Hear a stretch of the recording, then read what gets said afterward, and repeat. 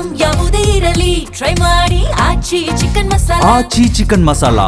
ಇನ್ನು ಮುಂದಿನ ಸುದ್ದಿಯತ್ತ ಗಮನ ಹರಿಸೋದಾದ್ರೆ ಸಾರ್ವಜನಿಕರ ಕಿರಿಕಿರಿಗೆ ಅಪಾರ್ಟ್ಮೆಂಟ್ ನಿವಾಸಿಗಳು ಪಾಪ ಹೈರಾಣಾಗಿ ಹೋಗ್ಬಿಟ್ಟಿದ್ದಾರೆ. ಅಪಾರ್ಟ್ಮೆಂಟ್ ಇರುವಂತ ಸ್ಥಳವನ್ನ ಒಳ್ಳೆ ದಾರಿ ಮಾಡ್ಕೊಂಡ್ಬಿಟ್ಟಿದ್ದಾರಂತೆ ಸಾರ್ವಜನಿಕರು. ಇದರಿಂದ ಅಪಾರ್ಟ್ಮೆಂಟ್ ನಿವಾಸಿಗಳಿಗೆ ಕಿರಿಕಿರಿ ಆಗ್ತಾ ಇದೆ.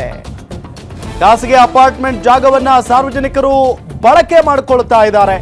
ಖಾಸಗಿ ಜಾಗವನ್ನ ರಸ್ತೆಯಾಗಿ ಬಳಕೆ ಮಾಡ್ತಾ ಇದ್ದಾರಂತೆ ಜನ. ಅನೇಕ ಬಾರಿ ದೂರು ನೀಡಿದ್ರು ಪೊಲೀಸರು ಮಾತ್ರ ಇದ್ರ ಬಗ್ಗೆ ತಲೆನೇ ಕೆಡಿಸ್ಕೊಳ್ತಾ ಇಲ್ಲ. ಬೆಂಗಳೂರಿನ ಕೊತ್ತನೂರು ದಿಣ್ಣೆಯಲ್ಲಿರುವಂತ ಆರ್ಯ ಹಂಸ ಅಪಾರ್ಟ್ಮೆಂಟ್ ಮುಂದೆ ಈ ತಮ್ಮ ವಾಹನಗಳನ್ನ ನಿಲ್ಲಿಸ್ತಾ ಇದ್ದಾರಂತೆ ಸಾರ್ವಜನಿಕರು. ಈ ಬಗ್ಗೆ ಅನೇಕ ಬಾರಿ ದೂರು ನೀಡಿದ್ರು ಕೂಡ ಪೊಲೀಸರು ಕ್ಯಾರೆ ಅಂತ ಇಲ್ಲ. ನಲಗಟ್ಟಪುರ ಪೊಲೀಸರಿಂದ ಸಂಪೂರ್ಣ ನಿರ್ಲಕ್ಷ್ಯ ಅಂತ ಅಪಾರ್ಟ್ಮೆಂಟ್ ನಿವಾಸಿಗಳು ಆರೋಪವನ್ನ ಮಾಡಿದ್ದಾರೆ. ನಮಗೆ ನ್ಯಾಯ ಕೊಡಿಸಿ ಅಂತ ಅಪಾರ್ಟ್ಮೆಂಟ್ ನಿವಾಸಿಗಳು ಬೇಡಿಕೆ ಇಟ್ಟಿದ್ದಾರೆ. ಈಗ ಸಹಜವಾಗಿ ಅಪಾರ್ಟ್ಮೆಂಟ್ನ ಸುತ್ತಮುತ್ತ ಸ್ವಲ್ಪ ಅಂದರೆ ಶಾಂತ ರೀತಿಯಲ್ಲಿ ಇರಬೇಕು ಅಂತ ಹೇಳಿ ಅಪಾರ್ಟ್ಮೆಂಟ್ನ ನಿವಾಸಿಗಳು ಕೇಳ್ಕೊಳ್ತಾ ಇರ್ತಾರೆ. ಹಿಂಗೆ ಕಿರಿಕಿರಿ ಆಗಿಬಿಟ್ರೆ ಹೆಂಗೆ? ಮಕ್ಕಳು ಮರಿ ಓಡಾಡ್ತಾ ಇರ್ತಾರೆ, ವಯಸ್ಸಾದವರೆಲ್ಲ ವಾಕಿಂಗ್ ಮಾಡ್ತಾ ಇರ್ತಾರೆ. ಇದೆಲ್ಲದರ ಜೊತೆಗೆ ಅಪಾರ್ಟ್ಮೆಂಟ್ನ ಮುಂಭಾಗನೇ ತಮ್ಮ ಕಾರುಗಳನ್ನು, ಬೈಕ್ಗಳನ್ನು, ತಮ್ಮ ಸ್ವಂತ ವಾಹನಗಳನ್ನು ನಿಲ್ಲಿಸೋದ್ರಿಂದ ನಮಗೆ ಕಿರಿಕಿರಿ ಆಗ್ತಾ ಇದೆ. ಇದನ್ನು ಸರಿ ಮಾಡಿಕೊಡಿ, ಈ ಸಮಸ್ಯೆ ಪರಿಹರಿಸಿ ಅಂತ ಹೇಳಿದ್ರೆ ಪೊಲೀಸ್ನವರು ಕೂಡ ಕಂಡು ಕಾಣದಂತೆ ಸೈಲೆಂಟ್ ಆಗಿದ್ದಾರಂತೆ.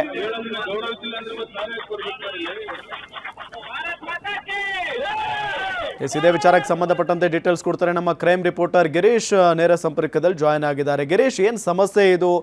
ಪೊಲೀಸ್ನವರು ಯಾಕೆ ಕಂಪ್ಲೇಂಟ್ ತಗೊಂಡ್ರು ಕೂಡ ಇದ್ರ ಬಗ್ಗೆ ತಲೆ ಕೆಡಿಸ್ಕೊಳ್ತಾ ಇಲ್ವಂತೆ?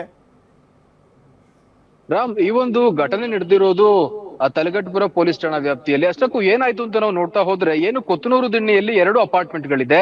ಈ ಒಂದು ಆರ್ಯಹಂಸ ಎನ್ನುವ ಅಪಾರ್ಟ್ಮೆಂಟ್ ಅಲ್ಲಿ 2 ಗೇಟ್ಗಳಿದೆ. ಅದರ ಪಕ್ಕದಲ್ಲಿರುವ ಇನ್ನೊಂದು ಅಪಾರ್ಟ್ಮೆಂಟ್ ಅಲ್ಲಿ 1 ಗೇಟ್ ಇದೆ. ಆದ್ರೆ ಇಲ್ಲಿ ಆಗ್ತಿರೋದೇನು ಅಂತ ನೋಡಿದ್ರೆ, ಆರ್ಯಹಂಸ ಅಪಾರ್ಟ್ಮೆಂಟ್ಗೆ ಸೇರಿದ 2 ಗೇಟ್ಗಳನ್ನ ಪಕ್ಕದ ಅಪಾರ್ಟ್ಮೆಂಟ್ ನವರು ಅದೇ ರೀತಿ ಸಾರ್ವಜನಿಕರು ಬಳಸ್ತಾ ಇದ್ದಾರೆ. ಇವರು ಎಷ್ಟೇ ಬಾರಿ ಹೇಳಿದರೂ ಕೂಡ ಈ ಒಂದು ಗೇಟ್ ಏನಿದೆ ಇದು ಅಧಿಕೃತವಾಗಿ ಆರ್ಯಹಂಸ ಅಪಾರ್ಟ್ಮೆಂಟ್ ಅಲ್ಲಿ ಯಾರಿದ್ದಾರೆ ನಿವಾಸಿಗಳು ಅವರಿಗಷ್ಟೇ ಸೇರಿದ್ದು, ನೀವು ಬಳಸಬಾರ್ದು ಅಂದ್ರೂ ಕೂಡ ಕೇಳ್ತಾ ಇಲ್ಲ. ಉದ್ದಟತನದಿಂದ ಏನು ಸರ್ಕಾರಿ ಆದೇಶವಿದ್ರೂ ಸಹ ಅದೆಲ್ಲವನ್ನು ಗಾಳಿಗೆ ತೂರಿ ಇವರು ಏನು ಅಲ್ಲೇ ಓಡಾಟವನ್ನ ಮಾಡ್ತಿರೋದಾಗಿರ್ಬೋದು, ಅದೇ ರೀತಿ ತಮ್ಮ ವಾಹನಗಳನ್ನ ಪಾರ್ಕ್ ಮಾಡ್ತಾ ಇರೋದಾಗಿರ್ಬೋದು, ಇವೆಲ್ಲವನ್ನು ಕೂಡ ಮಾಡ್ತಾ ಇದ್ದಾರೆ.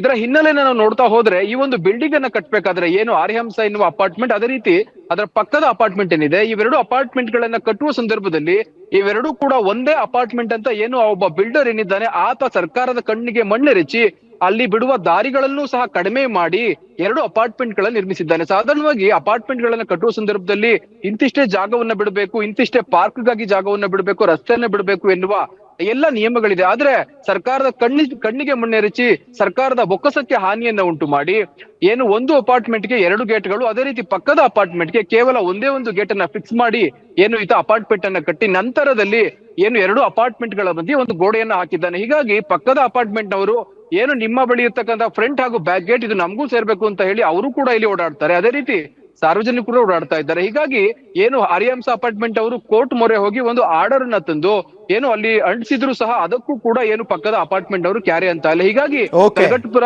ಇನ್ಸ್ಪೆಕ್ಟರ್ ಲೆವೆಲ್ ಅಲ್ಲಿ ಮಾಹಿತಿಯನ್ನ ನೀಡಿದ್ರು, ಅವರು ಸಹ ಏನು ಸ್ಥಳಕ್ಕೆ ಆಗಮಿಸಿದ್ರು ಸಹ ಯಾವುದೇ ಕೆಲಸ ಆಗ್ತಿಲ್ಲ. ಇನ್ನಾದ್ರೂ ಹೆಚ್ಚು ಹೇಳ್ತಾರ ಅಂತ ಕಾದು ನೋಡ್ಬೇಕಾಗಿದೆ. ರಾಮ್, ಥ್ಯಾಂಕ್ ಯು ತಮ್ಮೆಲ್ಲ ಮಾಹಿತಿಗಾಗಿ ಗಿರೀಶ್.